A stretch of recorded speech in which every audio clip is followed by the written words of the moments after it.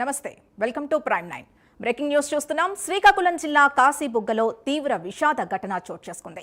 వెంకటేశ్వర స్వామి ఆలయంలో తొక్కిసలాట జరిగింది. ఈ ఘటనలో 10 మంది భక్తులు మృతి చెందారు. మరికొందరికి తీవ్ర గాయాలయ్యాయి. మృతుల సంఖ్య పెరిగే అవకాశం ఉంది. ఏకాదశి సందర్భంగా వెంకటేశ్వర స్వామి ఆలయానికి భక్తులు భారీగా పోటెత్తారు. ఈ నేపథ్యంలోనే తొక్కిసలాట చోటు చేసుకుంది. పలువురు భక్తులు స్పృహ తప్పి పడిపోయారు. ఘటనా స్థలిలో సహాయక చర్యలు కొనసాగుతున్నాయి. క్షతగాత్రుల్ని స్థానిక ఆసుపత్రులకు తరలిస్తున్నారు.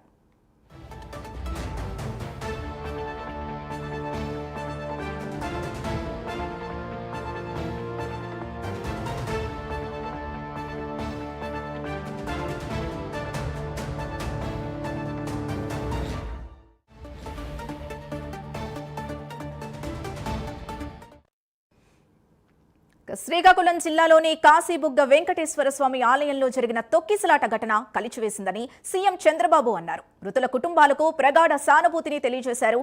గాయాల పాలైన వారికి సత్వర చికిత్స అందించాలని అధికారుల్ని ఆదేశించారు.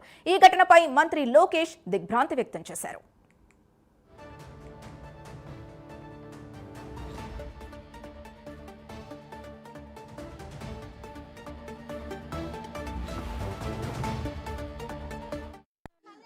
ఈరోజు ఈ గ్రామానికి వచ్చే సమయానికే నాకు ఒక దుర్వార్త వచ్చింది. నిన్న మొన్న పెద్ద ఎత్తున తుఫాన్ వచ్చిన టెక్నాలజీ ఉపయోగించుకుని టెక్నాలజీని సమర్థవంతంగా ఎదుర్కోగలిగాం. అదే సమయంలో నేను ఒకే టార్గెట్ పెట్టుకున్నా, ఎవరు చనిపోకుండా ప్రాణ నష్టాన్ని కాపాడాలి అనే ఉద్దేశంతో ముందుకు పోయి 2 మాత్రం చనిపోయే పరిస్థితికి వచ్చారు. అది కూడా ఒక అతను పడవ ఉందంటే అక్కడికి వెళ్ళిపోయి దాన్ని బయట తీసుకురావడానికి ప్రయత్నం చేసి అతను చనిపోయాడు.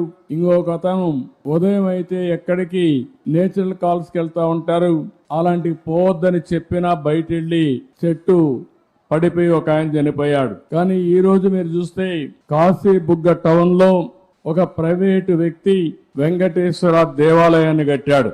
అక్కడి నుంచి కార్తీక మాసం ఈరోజు చాలా మంది అక్కడ దర్శనానికి వెళ్ళిపోయారు.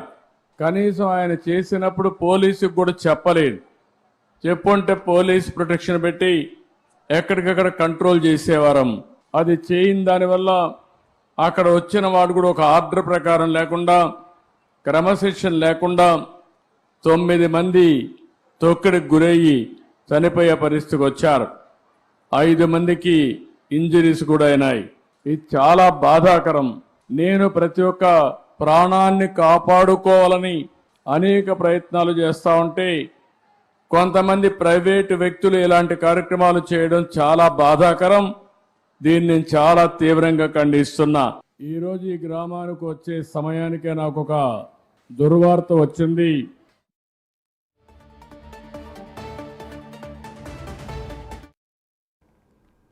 ఇక తొక్కిసలాట ఘటనపై హోంమంత్రి అనిత సమగ్ర విచారణకు ఆదేశించారు. ఘటనా స్థలికి ఉత్తరాంధ్ర ప్రజా ప్రతినిధులు చేరుకుంటున్నారు. ఇప్పటికే మంత్రి అచ్చెన్న, పలాస ఎమ్మెల్యే గౌతు శిరీష అక్కడకు వెళ్లి పరిస్థితిని పరిశీలిస్తున్నారు.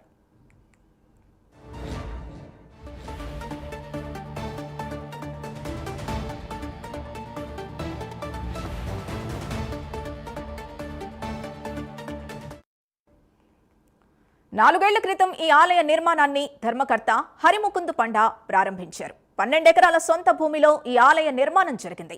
సుమారు 20 కోట్లతో దీన్ని నిర్మించారు. కొత్తగా నిర్మించిన ఆలయంలో మే నుంచి దర్శనాలు ప్రారంభమయ్యాయి. ప్రతి శనివారం ఈ ఆలయానికి భారీగా భక్తులు తరలి వస్తారు.